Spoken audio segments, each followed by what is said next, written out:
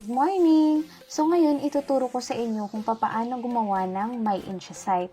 So kailangan lang natin i-search sa Google yung pbc.lifestyles.net at ito yung mag-a-appear. So kailangan mo lang mag-login using your ID number and your password. So paano makuha yung ID number at password? Pagka-register mo, may marireceive ka na email from Lifestyles at nandoon naka-indicate yung PBC mo and your password. So, login ka na. Once na naka-login ka, mag-a-appear ito. Then, switch to desktop view.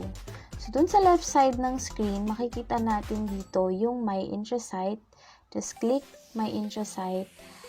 Then, click natin yung ito. Please click here. And then, kailangan ulit nating ilagay yung distributor ID. So, gagawa tayo lagay lang natin dyan yung ID number natin. 3, 7. And then, site name. So, nasa iyo yan. Depende kung ano yung gusto mong ilagay sa site mo. Na kapag sinearch nila yun, maglalabas dun yung website mo. So, ang ilalagay ko dito is build a better lifestyle.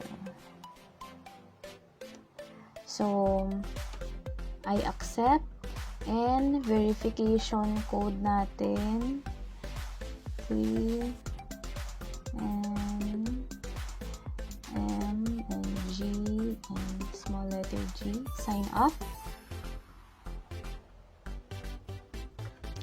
So, ayan. Makikita nyo dito, pagka success yung Incha site mo, lalabas yung success, your personal website is now activated. So, pwede mo nang gamitin yung personal website. So, ngayon, bumalik lang tayo sa desktop view. Check na natin kung ano yung My Incha site mo. So, as you can see, meron ka ng website at meron ka na rin QR code.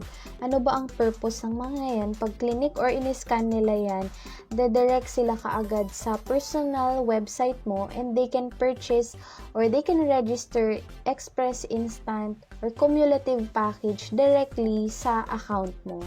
So, yan lang. Thank you and good morning!